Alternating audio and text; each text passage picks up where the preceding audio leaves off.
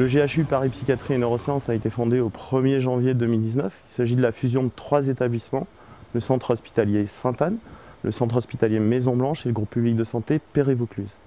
La réunion de ces 3 établissements a créé le GHU Paris Psychiatrie et Neurosciences, qui regroupe la prise en charge de la population parisienne, tant en psychiatrie qu'en neurosciences. L'ensemble du territoire de 2,2 millions de personnes parisiennes sont pris en charge au sein de 170 structures et 8 sites d'hospitalisation. L'objectif au 1er janvier 2019 était d'assurer à tous les professionnels des 170 sites l'accessibilité aux documents électroniques et de limiter les transferts par courrier interne.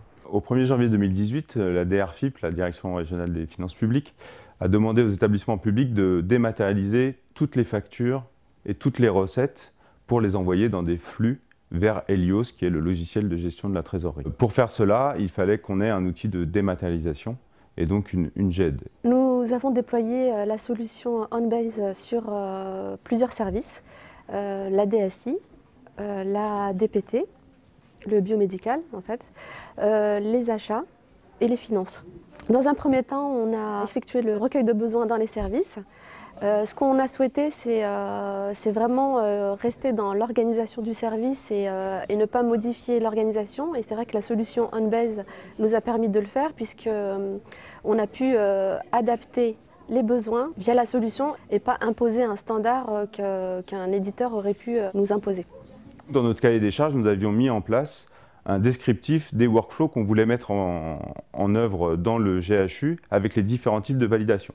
Konica Minolta, avec son offre, a répondu à 100% à nos besoins, alors que d'autres éditeurs comme l'éditeur de gamme et Jeff répondaient partiellement dans le sens où on pouvait utiliser leur GED que sur des périmètres restreints. Ici, vous voyez la DPT, qui est la direction du biomédical, qui a son workflow propre, et la DSI qui a un autre workflow, et c'est Konica Minolta, grâce à son paramétrage, qui nous permet de faire ce type de workflow. Aujourd'hui, pour la DSI, nous avons choisi 5 items, le bon de commande à créer, le bon de commande à liquider, la facture reçue, la facture à valider et la facture à liquider, ce qui nous permet de suivre, tracer et avoir l'information n'importe où, à n'importe quel moment. L'accompagnement de Konica Minolta nous a permis vraiment de simplifier la mise en place. Les workflows ont été étudiés par nous, par le recueil de besoins, mais envoyés à l'équipe Konica Minolta. Et ce qui nous a permis de travailler vraiment en étroite collaboration et presque de manière agile avec eux. Ce qui nous a permis en fait d'aller vite et surtout de ne pas aller vers l'erreur. Au niveau des utilisateurs, on peut dire que maintenant, ils sont rentrés vraiment dans le processus. Ça a demandé un petit peu d'accompagnement et de préparation, voilà, mais ça se passe plutôt bien. Les avantages clairement de la dématérialisation, c'est la partie archivage. On n'a plus de dossiers papier.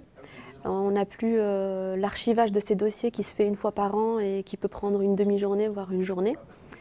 Il y a aussi en termes de litige, quand on a récupéré un dossier en litige, on va le chercher un peu partout, on peut même aller aux archives qui sont à un autre endroit. Du coup, c'est une perte de temps. Là, informatiquement, on peut aller récupérer le dossier et toutes les pièces qui vont avec. Il faut savoir qu'aujourd'hui, le centre hospitalier Sainte-Anne, Maison Blanche et Perret-Vaucluse passe plus de 50 000 factures par an. Et donc, cette dématérialisation était bien sûr bénéfique pour tout le monde puisqu'il n'y avait plus de papier et un workflow plus simple et un accès aux données beaucoup plus simple si on dématérialisait. Et ensuite, le gain aussi, c'est sur le déplacement des gens qui devaient se déplacer parfois selon les directions pour signer des factures. Aujourd'hui, grâce à la GED et grâce à notre réseau, on peut partager ces factures et que le directeur qui signe les factures soit dans un des 170 sites, il peut le faire de son bureau ou de son portable à condition qu'il soit connecté sur le réseau. Et ça aussi, c'est un avantage que nous a procuré la GED de Konica Minolta. Donc aujourd'hui, nous avons mis en place une roadmap de déploiement de cet outil dans les différentes directions fonctionnelles. Tout d'abord les directions administratives, donc la direction des achats avec le bureau des marchés, les différents documents, mais également la DRH, la direction des travaux. Il y a un flux important de documents, je pense notamment aux plans, aux outils de suivi, qui seront partagés avec l'ensemble des pôles des différents sites. Et ensuite, nous allons déployer l'ensemble des outils pour aller petit à petit vers la qualité, puis les différents outils métiers permettant d'optimiser et d'assurer la prise en charge de meilleure qualité pour les patients. Et également ensuite une réflexion sur le déploiement d'outils à destination, de documents à destination des patients pour informer, diffuser l'information sur la prise en charge et le séjour des patients pris en charge chez nous.